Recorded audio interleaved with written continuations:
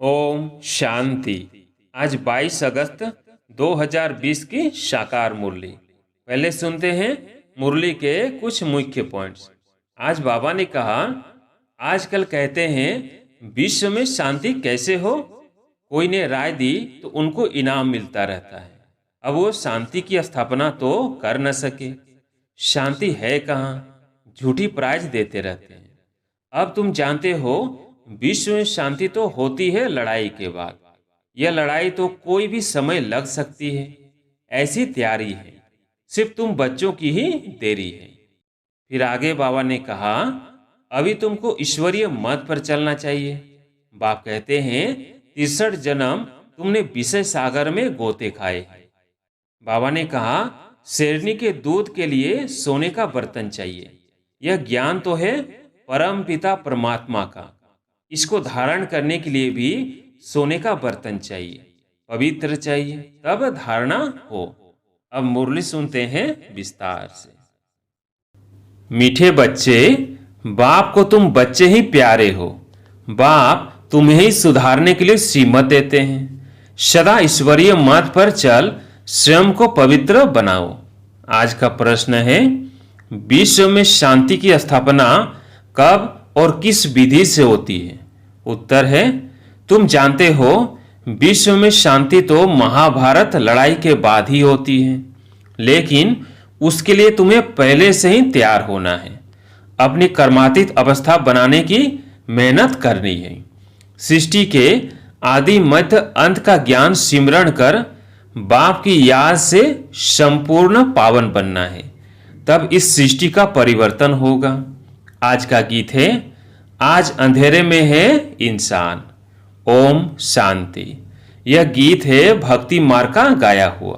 कहते हैं हम अंधेरे में हैं, अब ज्ञान का तीसरा नेत्र दो।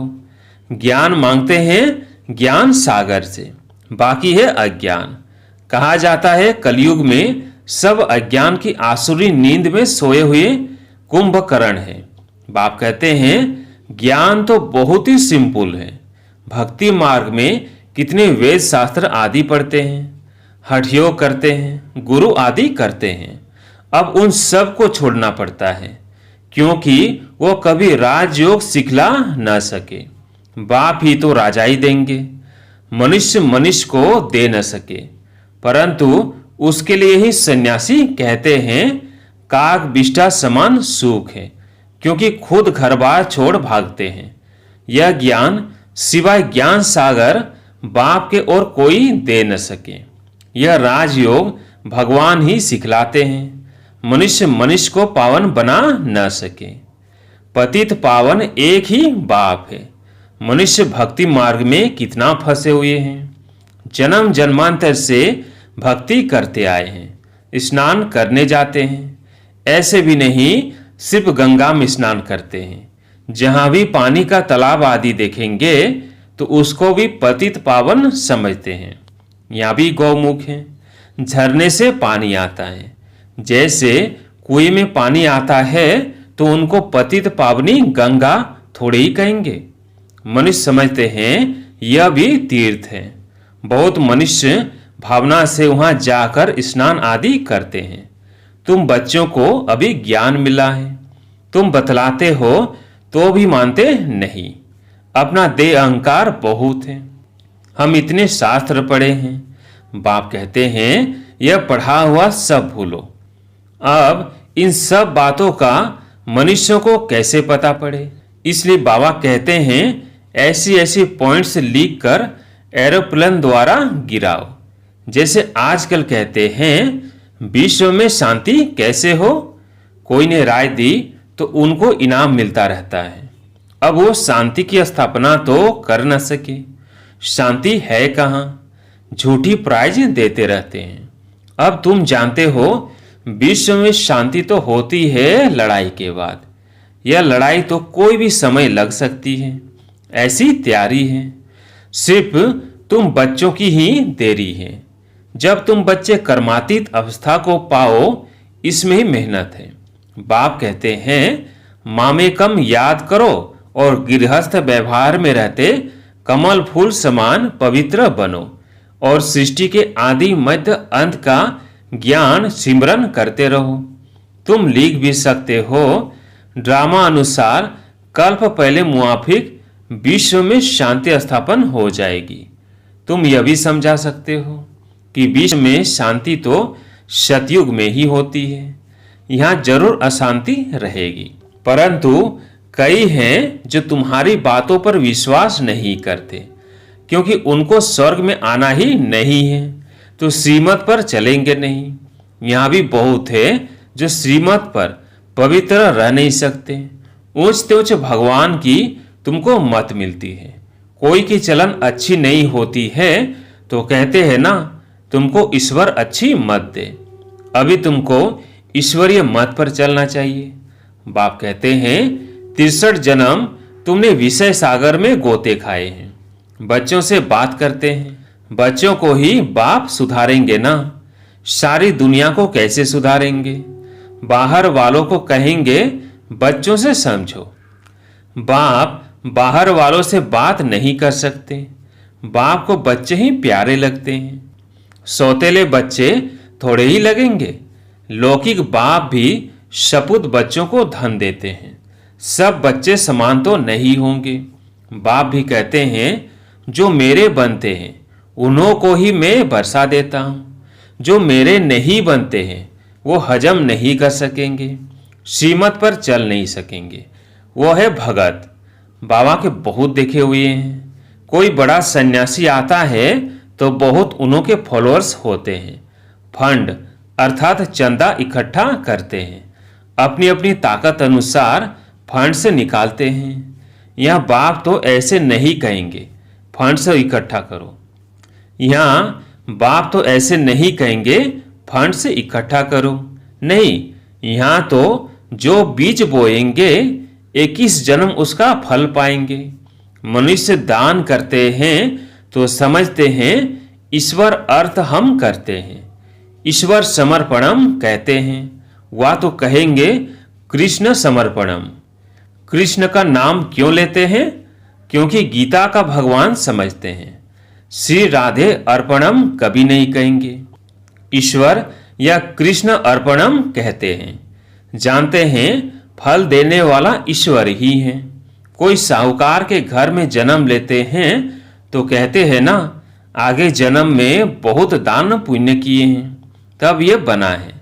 राजा भी बन सकते हैं, परंतु वो है अल्पकाल काक बिष्टा समान सुख। राजाओं को भी सन्यासी लोग सन्यास कराते हैं तो उनको कहते हैं स्त्री तो सर्पिणी है। लेकिन द्रौपदी ने तो पुकारा है, दुशासन मुझे नंगन करते हैं।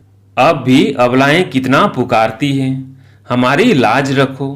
बाबा ये हमको बहुत मारते हैं, कहते हैं विष दो नहीं तो खून करता हूँ। बाबा इन बंधनों से छुड़ाओ। बाप कहते हैं बंधन तो खलास होने ही हैं, फिर 21 जन्म कभी नंगन नहीं होंगे, वहाँ विकार होता नहीं। इस मृत्यु लोक में यह अंतिम जन्म है, यह है ही विशेष वर्ल्ड। दूसरी बात, बाप समझाते हैं कि इस समय मनुष्य कितने बेसमझ बन गए हैं। जब कोई मरता है तो कहते हैं स्वर्ग पधारा, लेकिन स्वर्ग है कहाँ? यह तो नर्क है। स्वर्गवासी हुआ तो जरूर नर्क में था, परंतु किसको सीधा कहो तुम नर्कवासी हो तो क्रोध में आकर बिगड़ पड़ेंगे। ऐसे ऐसे को तुमको लिखना चाहिए, फलाना स्वर्गवासी हुआ तो इसका मतलब तुम नर्कवासी हो ना। हम तुमको ऐसी युक्ति बताते जो तुम सच सच स्वर्ग में जाओ। यह पुरानी दुनिया तो अब खत्म होनी है। अखबार में निकालो कि इस लड़ाई के बाद विश्व में शांति होनी है। 5000 वर्ष पहले मुआफिक वहां एक ही आदि सनातन देवी देवता धर्म था।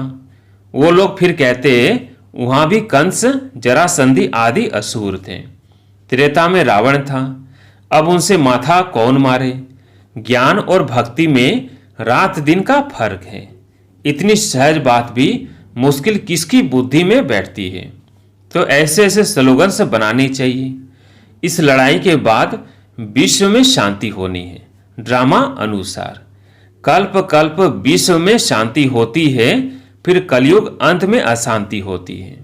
सतयुग में ही शांति होती है, यह भी तुम लिख सकते हो। गीता में भूल करने से ही भारत का यह हाल हुआ है। पूरे 84 जन्म लेने वाले श्री कृष्ण का नाम डाल दिया है, श्री नारायण का भी नहीं डाला है। उनके फिर 84 जन्मों में से कुछ दिन कम कहेंगे ना। कृष्ण के पूरे 84 जन्म होते हैं। शिव बाबा आते हैं बच्चों को हीरे जैसा बनाने, तो उनके लिए फिर डिब्बी भी ऐसी सोने की चाहिए जिसमें बाप आकर प्रवेश करे। अब यह सोने का कैसे बने, तो फट से उनको साक्षात्कार कराया। तुम तो विश्व के मालिक बनते हो, अब मामेकम याद करो। पवित्र बनो तो झट पवित्र होने लग पड़े। पवित्र बनने बिगर तो ज्ञान की धारणा हो न सके। शेरनी के दूध के लिए सोने का बर्तन चाहिए। यह ज्ञान तो है परम पिता परमात्मा का। इसको धारण करने के लिए भी सोने का बर्तन चाहिए, पवित्र चाहिए, तब धारणा हो। पवित्रता की प्रतिज्ञा करके फिर गिर पड़ते हैं तो योग की यात्रा ही खत्म हो जाती है, ज्ञान भी खत्म हो जाता है। किसको कह न सके भगवानुवाच, काम महाशत्रु है, उनको तीर लगेगा नहीं, वो फिर कुक्कड़ ज्ञानी हो पड़ते। कोई भी विकार न हो, रोज पोता मिल रखो। जैसे बाप सर्वशक्तिमान है, वैसे माया भी सर्वशक्तिमान है। आधा कल्प रावण का राज्य चलता है, इन पर जीत बाप बिगर कोई पहना न सके। ड्रामा अनुसार रावण राज्य भी होना ही है। भारत की ही हार और जीत पर यह ड्रामा बना हुआ है। यह बाप तुम बच्चों को ही समझाते हैं। मुख्य है पवित्र होने की बात। बाप कहते हैं मैं आता ही हूं पतितों को पावन बनाने। बाकी शास्त्रों में पांडव और कौरवों की लड़ाई जुआ आदि बैठ दिखाए हैं। ऐसी बात हो कैसे सकती? राजयोग की पढ़ाई ऐसी होती है क्या? युद्ध के मैदान में गीता पाठशाला होती है क्या? कहाँ जन्म मरण रहित शिव बाबा, कहाँ पूरे 84 जन्म लेने वाला कृष्ण। उनके ही अंतिम जन्म में बाप आकर प्रवेश करते हैं। कितना क्लियर है। गृहस्थ व्यवहार में रहते पवित्र भी बनना है। सन्यासी तो कहते हैं दोनों इकट्ठे रह पवित्र नहीं रह सकते। कहो तुमको तो कोई प्राप्ति नहीं, तो कैसे रहेंगे? यहां तो विश्व की बादशाही मिलती है। बाप कहते मेरे खातिर कुल की लाज रखो। शिव बाबा कहते हैं इनके दाढ़ी की लाज रखो। यह एक अंतिम जन्म पवित्र रहो तो स्वर्ग के मालिक बनेंगे। अपने लिए ही मेहनत करते हैं, दूसरा कोई स्वर्ग में आ नहीं सकता। यह तुम्हारी राजधानी स्थापन हो रही है, इसमें सब चाहिए ना। वहां वजीर तो होते नहीं, राजाओं को राय की दरकार नहीं। पतित राजाओं को भी एक वजीर होता है। यहाँ तो देखो कितने मिनिस्टर्स हैं, आपस में लड़ते रहते हैं। बाप सभी झंझटों से छुड़ा देते हैं। 3000 वर्ष फिर कोई लड़ाई नहीं होगी, जेल आदि नहीं रहेगा, कोर्ट आदि कुछ नहीं होगा। वहां तो सुख ही सुख है। इसके लिए पुरुषार्थ करना है। मौत सिर पर खड़ा है। याद की यात्रा से विक्रमाजीत बनना है। तुम ही मैसेंजर्स हो जो सबको बाप का मैसेज देते हो कि मन मना भव। अच्छा, मीठे मीठे सिकिल दे बच्चों प्रति माता पिता बाप दादा का याद प्यार और गुड मॉर्निंग। रूहानी बाप की रूहानी बच्चों को नमस्ते। हम रूहानी बच्चों की रूहानी बाप दादा को याद प्यार गुड मॉर्निंग नमस्ते नमस्ते। धारणा के लिए मुख्य सार। पहला पॉइंट, ज्ञान की धारणा करने के लिए पवित्र बन बुद्धि रूपी बर्तन को स्वच्छ बनाना है, सिर्फ कुक्कड़ ज्ञानी नहीं बनना है। सेकंड पॉइंट, डायरेक्ट बाप के आगे अपना सब कुछ अर्पण कर श्रीमत पर चलकर 21 जन्मों के लिए राजाई पद लेना है। आज प्यारे मीठे बाबा का वरदान है, शुद्धि की विधि द्वारा किले को मजबूत करने वाले सदा विजयी और निर्विघ्न भव। शुद्धि की विधि द्वारा किले को मजबूत करने वाले सदा विजयी और निर्विघ्न भव। इस किले में हर आत्मा सदा विजयी और निर्विघ्न बन जाए, इसके लिए विशेष टाइम पर चारों ओर एक साथ योग के प्रोग्राम रखो।